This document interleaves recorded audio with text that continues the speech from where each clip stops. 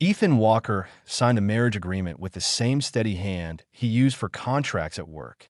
There was no hesitation, no tremor of excitement. Across the table, Claire Monroe mirrored his composure, her signature neat and deliberate. The lawyer smiled, satisfied, and slid the papers away.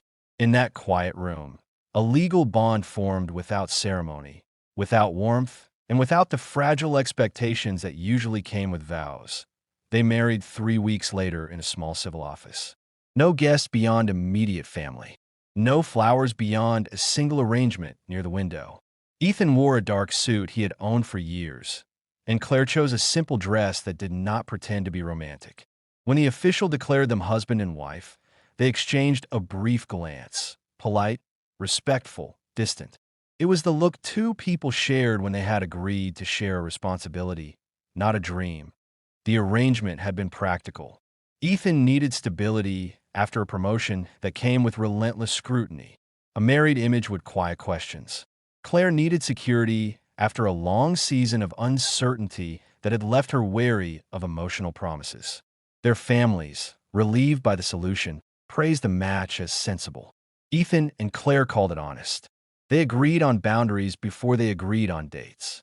Privacy, independence, no expectations of love.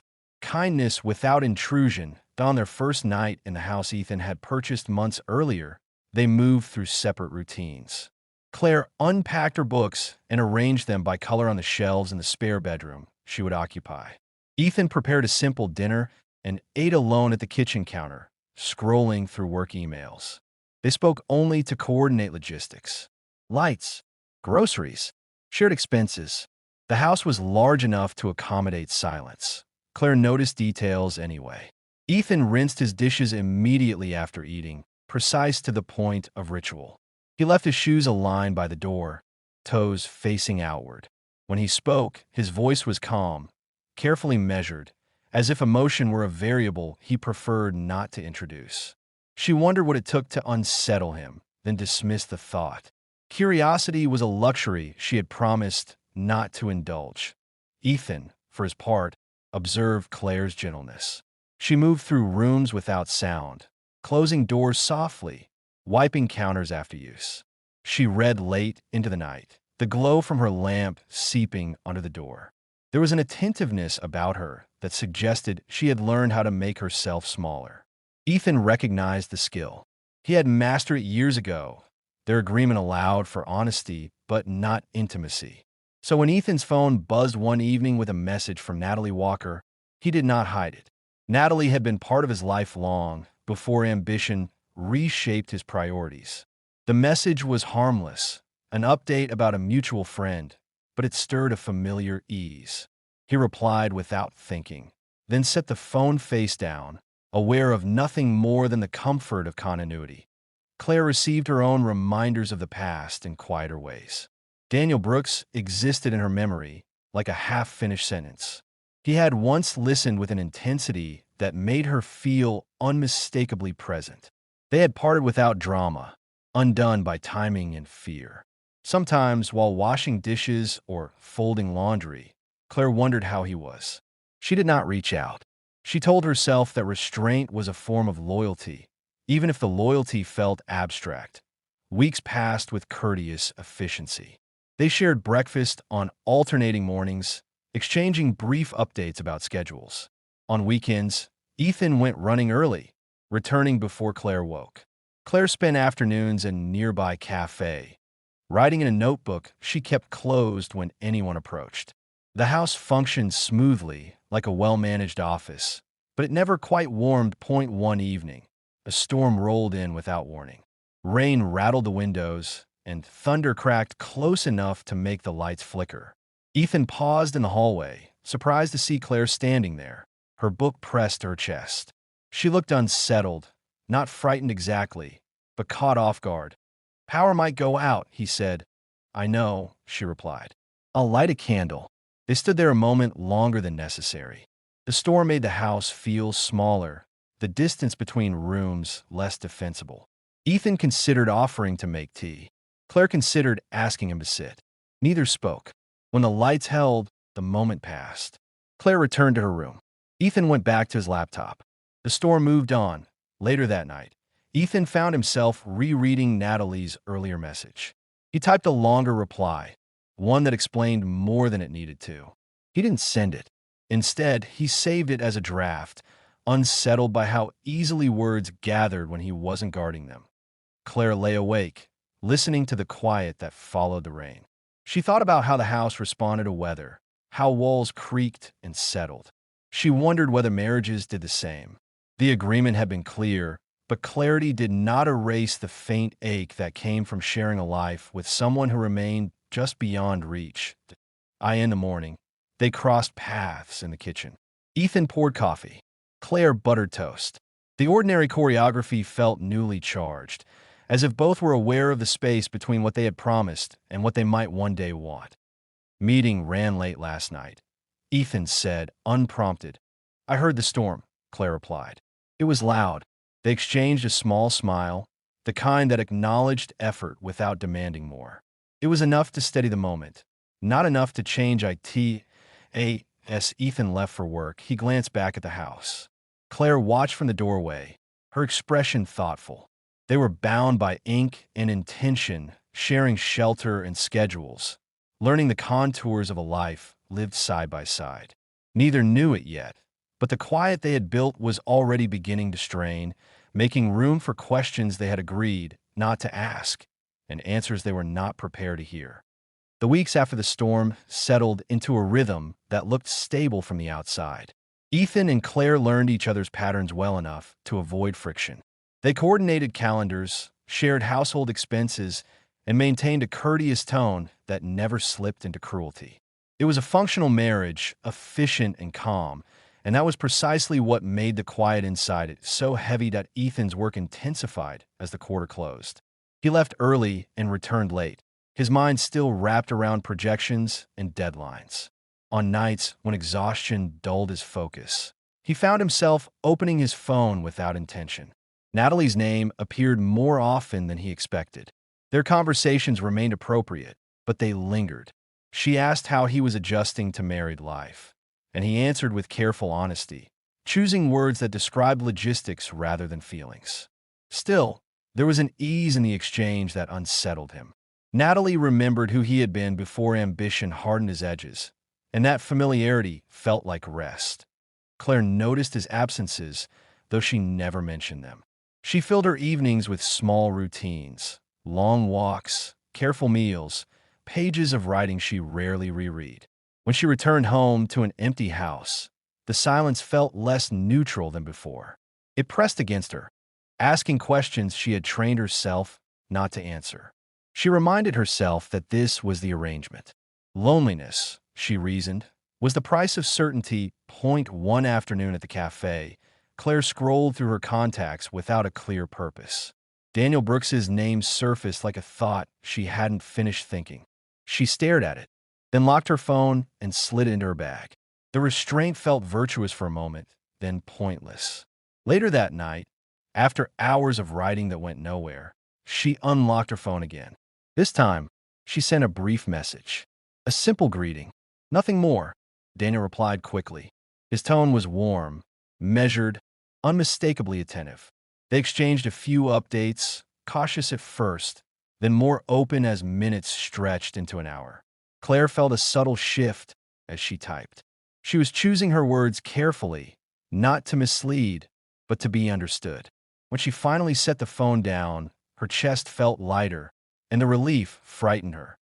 Ethan returned home late that evening to find the kitchen clean and quiet. He reheated leftovers and ate standing up, his phone buzzing on the counter.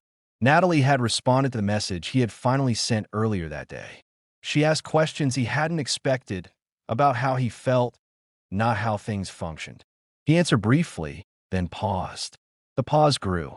He realized he was withholding not out of loyalty, but out of uncertainty. He didn't know how to articulate what was missing without naming it. Days passed, and the lines they had drawn began to blur in ways neither had anticipated. Ethan started looking forward to Natalie's messages, timing his replies for moments when he could think clearly. Claire found herself composing messages to Daniel in her head while washing dishes or waiting at crosswalks. The conversations did not replace their marriage, but they occupied spaces that the marriage left empty. They were still kind to each other. Ethan asked if Claire needed anything when he stopped by the store. Claire reminded him to rest when he looked worn down. These gestures were sincere, but they hovered at the surface, never sinking into the deeper waters of vulnerability. Each believed the other was content with the distance. Each was wrong. One evening, Claire arrived home to find Ethan already there, sitting at the dining table with his laptop closed. The sight surprised her. He looked up, hesitant, as if unsure whether to speak. "Long day?" she asked. "Yeah," he said. "I thought I'd eat earlier." She nodded and moved toward the kitchen, then stopped. The pause felt deliberate this time, not accidental.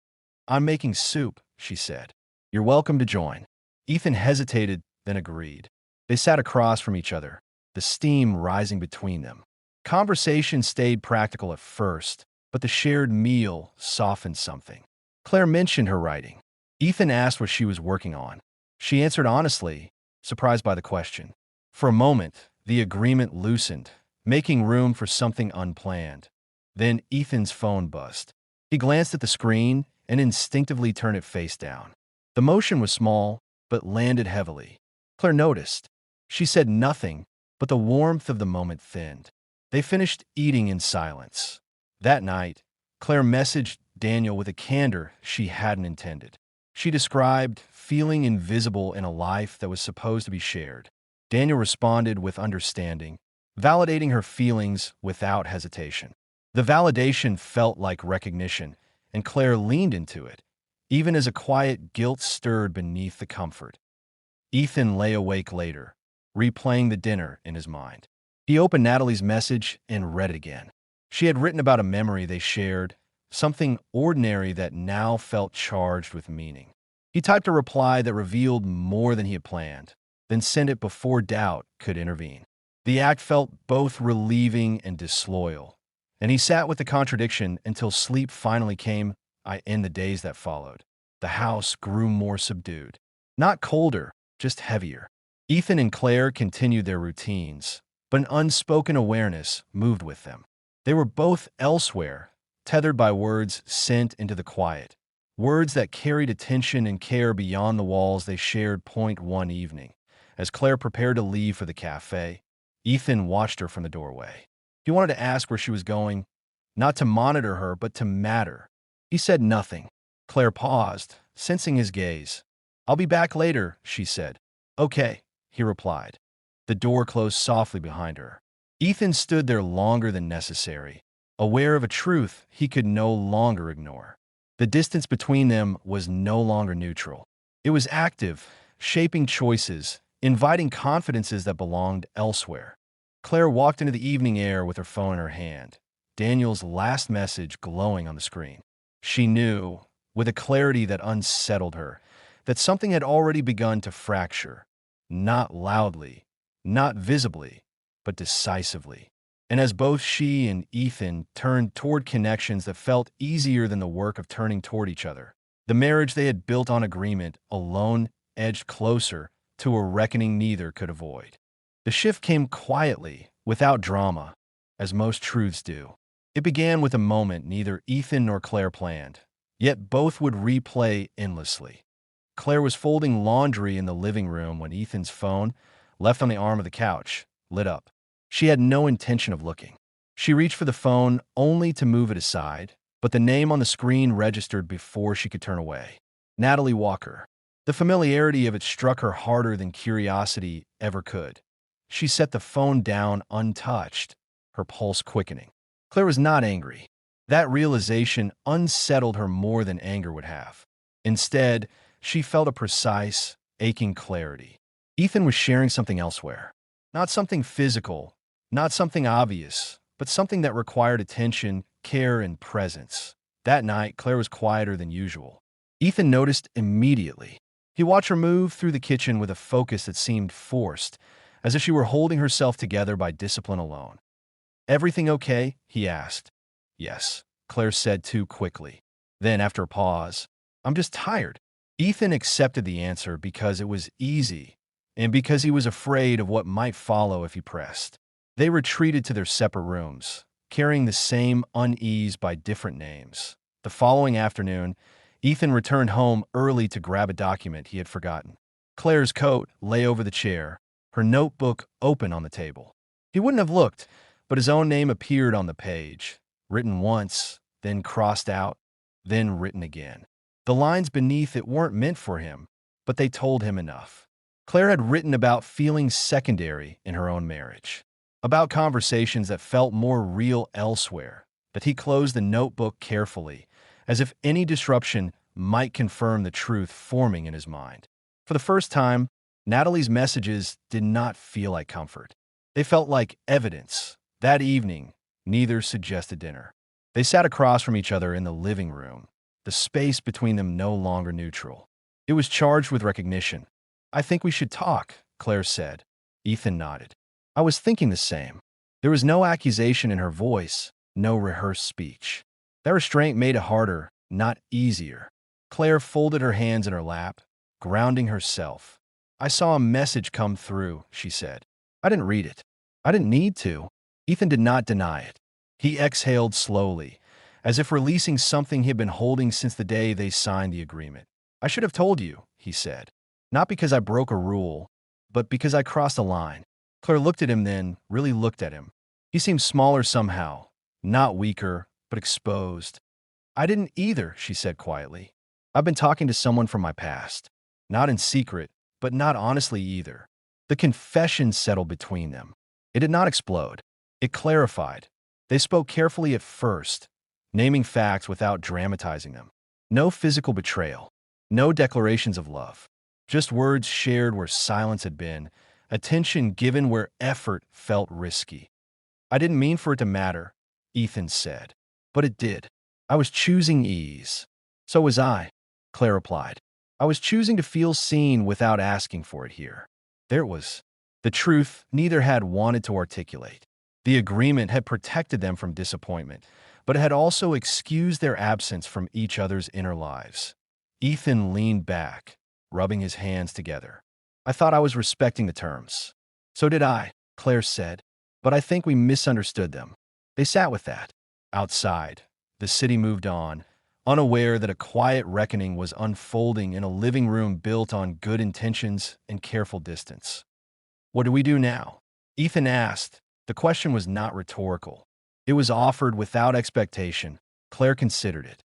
"We decide whether we want to keep living parallel lives," she said, "or whether we're willing to actually show up." Ethan nodded slowly. "That means ending those conversations." "Yes," Claire said. "Not because we're forbidden, but because we're choosing something else." He felt the weight of that choice immediately. Ending the connection with Natalie would mean letting go of a version of himself that felt familiar and uncomplicated. But he understood, finally, that familiarity was not the same as truth. "I can do that," he said. "So can I," Claire replied. They did not reach for each other. They did not make promises. Instead, they acknowledged the damage without exaggerating it, and the possibility without romanticizing it. Later that night, Ethan drafted a message to Natalie that was brief and honest. He thanked her for the care she had shown, then named his need to invest fully where he stood. He sent it without rereading. When the phone went silent, he felt the loss and the relief. At the same time in her room, Claire wrote to Daniel with similar clarity. She did not explain herself away. She simply chose her marriage, not as an obligation, but as a responsibility she had avoided too long. When they met again in the kitchen the next morning, something had shifted. Not warmth, not ease, but alignment. They were no longer pretending that distance was neutral.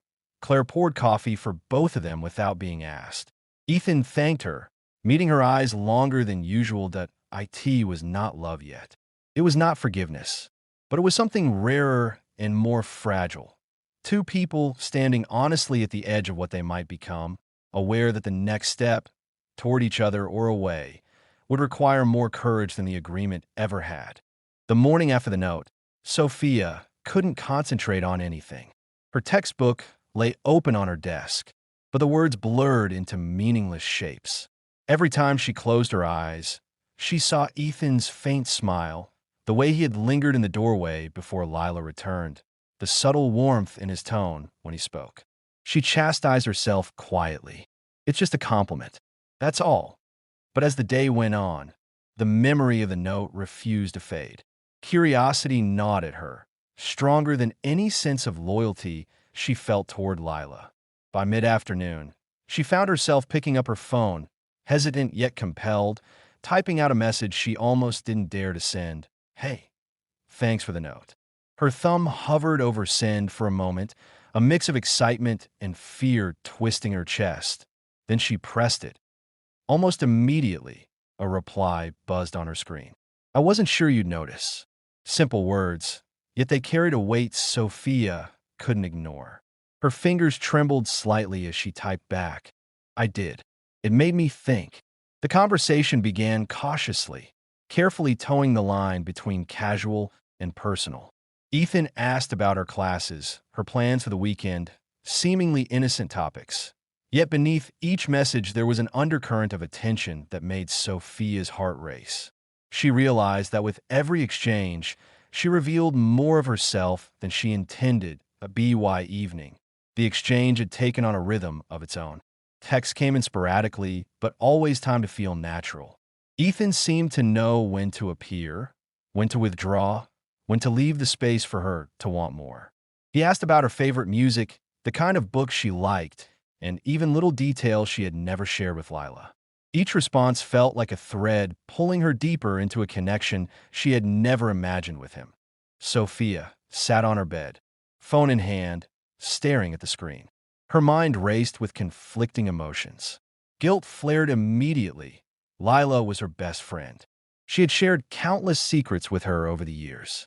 How could she be entertaining this emotional closeness with Lila's brother? And yet, there was something intoxicating about Ethan's attention.